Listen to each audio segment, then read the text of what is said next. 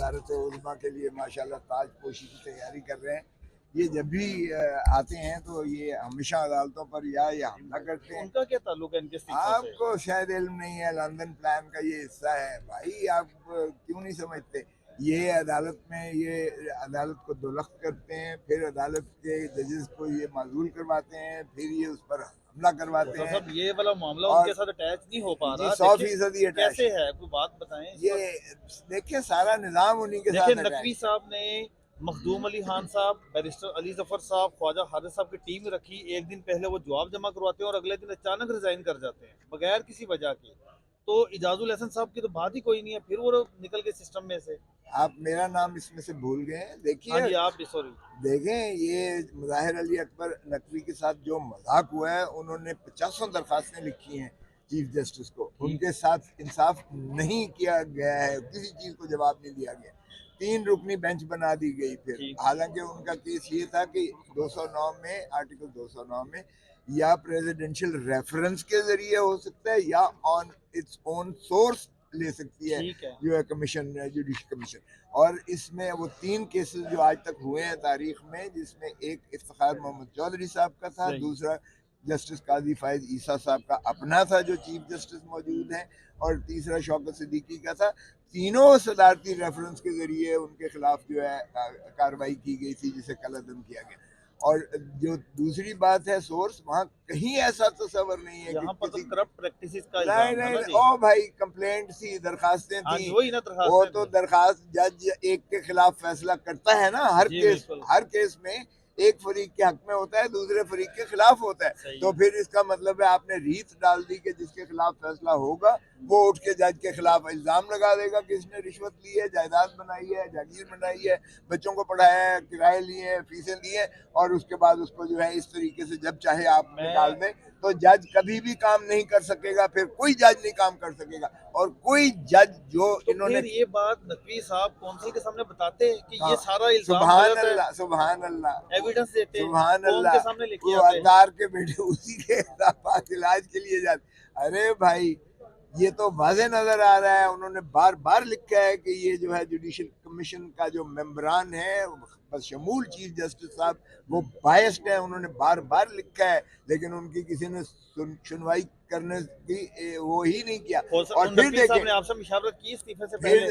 फिर देखें उस पर तुर्रा ये कि अगर उसने इस्तीफा दे दिया तो फिर भी कार्रवाई की जा रही है, और जो कमेंट्स आ रहे हैं वो भी अदालत को मुनहदम करने के मुतरादिफ है। उसको फॉलो करते हुए, जैसे आपने कहा, एजाजुल हसन इंतहाई नफीस, इंतहाई कॉम्पिटेंट आदमी है, इंतहाई बावकार, और उन्होंने जो है जो फैसला जात उनके आए हैं वो मिस करेंगे। आप देखिएगा कि ये महसूस करेंगे।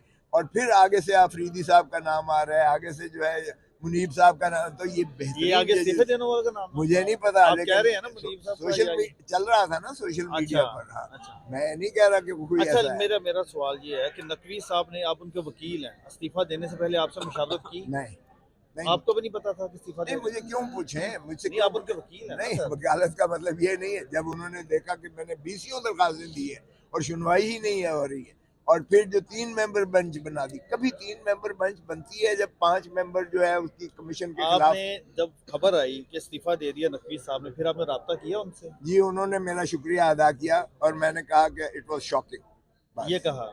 और आपने कहा नहीं कि ये आपने क्या कर नहीं दिया, मुझे अभी अभी, तो केस उनका मजबूत था। ओ भाई, मुझे तो खुद फुर्सत नहीं है। अडयाला जेल सारा था, सुबह से लेके तो मगरिब तक बिठाते हैं वहाँ, आपके सामने जो कुछ हो रहा है। इतने सख्त इल्जाम थे नकवी साहब के, उनका दिफा नहीं कर पा रहे नहीं, थे। कोई इल्जाम ऐसा था ही नहीं जिसका जवाब ना हो। वो बड़ा टैबुलेटेड जवाब था, सारा कुछ था, फिर आप ये रिकॉर्डेड बात था। माने, फिर ये सर आप बात माने कि जस्टिस काजी फाइज ईसा असाब के हवाले से मजबूत आदमी थे, उनकी अहलिया को कटहरे में खड़ा किया गया, उनके सारे एसेट डिक्लेयर किए गए पूरी फैमिली को, लेकिन वो डटे रहे, रिजाइन की तरफ नहीं गए। ना नकवी साहब अपने इल्जाम का दिफा कर सके और ना इजाज़त से प्रेशर ले सके। मैं इस पर कोई कमेंट नहीं करूंगा, इसलिए कि 6-4 से उन्हें निकाल दिया गया था, और फिर रिव्यू में, नजर सानी में 4-6 हो गया, इस्तीफा नहीं दिया ना उन्होंने। 4-6 हो गया। तो वो जो जज साहबान से पूछें जिन्होंने जो है पहले उनके खिलाफ फैसला किया, फिर उन 2 जज साहबान ने उनके हक में दिया, जरा उनसे पूछिएगा, मुझसे ना पूछे। इजाजुल हसन साहब की क्या वजह एक हो सकती है आपके नज़दीक जो उन्होंने रिजाइन किया? अभी तो कोई कंप्लेंट भी नहीं थी उनके नहीं, कोई against। कोई ऐसा नहीं था। एजाजुल हसन या दूसरे जज साहिबान जो आपके सामने है, ओपन ओपन वॉर चल रही थी। जब उमर अताब बंदयाल साहब चीफ जस्टिस थे तो आपको पता ही है, एजाजुल हसन साहब, ये मज़ाहिर अली अकबर नकवी साहब, मुनीब साहब, ये जो उनके 8 जजेस उनके साथ थे और काजी साहब के साथ साथ थे। उनके जाने के बाद फिर पेंडुलम जो है वो तवाज़ुन जो है वो काजी साहब के हक में आ गया, क्योंकि इनकी मेजॉरिटी हो गई। तो फिर उसके बाद जो है इन्होंने इंतकामी जो कुछ चल रहा है, मैं इस पे इसलिए नहीं बात करूँगा कि मैं नहीं चाहता कि मेरा अदलिया का इदारा जो है वो तबाह हाली का पहले ही शिकार है और मेरे किस वजह से उसको और ज़्यादा चलें, आखिरी बात, क्या आप ये समझते हैं कि जिस तरह से सियासतदानों का एहतसाब होता है, जिस तरह से ब्यूरोक्रेट्स का होता है, अगर किसी जज पर इल्ज़ाम है, जैसे कल चीफ जस्टिस ने कहा कि इस्तीफ़ा देना उनकी ज़ाती वजह हो सकती है, लेकिन जो इल्ज़ाम आते हैं उनको उनका दिफा करना पड़ेगा, उनको बताना पड़ेगा कि ये इल्ज़ाम दुरुस्त हैं या गलत हैं। क्या ये दे, दुरुस्त नहीं है एहतसाब की रवायत कायम हो देखें, जजीज़ में? ये उनका फोरम नहीं है, ये उनका दायरा इख्तियार नहीं है। वो सिर्फ ये सुन रहे हैं कि जजी से इनको जो है सुबुकदोश किया जाए। जजी से जब मुस्ताफ़ी हो जाता है जज, तो उसके बाद सुप्रीम जुडिशल काउंसिल की कार्रवाई हमेशा जो है वो कलअदम मुतसव्वर होती है। अगर कोई और ऐसे जो उन्होंने इर्तिकाब किए हैं जो किसी उसके मुआवजे के जायचे में आता है, तो कवानीन मौजूद हैं। वो मुदई या मुस्तगीस जिन्होंने नालिश कर रखी है, जिन्होंने दरखास्तें दी हैं, वो जाएं और अपनी जो है कानून के मुताबिक करें। लेकिन सुप्रीम कोर्ट खुदारा इस तरह अपने इदारे को जो है मुनहदिम न करें। सही है, क्या आप इस कार्रवाई को चैलेंज करेंगे? मुझे क्या जरूरत पड़ी है चैलेंज? नहीं, जस्टिस नकवी साहब जो अगर अब हो रही है। देखें, मैं एक प्रोफेशनल वकील हूँ, अगर वो मुझे एंगेज करेंगे या मेरी खिदमत उनको दरकार होंगी तो चैलेंज करना चाहिए। मुझे नहीं पता, ये उनकी सवाबदीद है।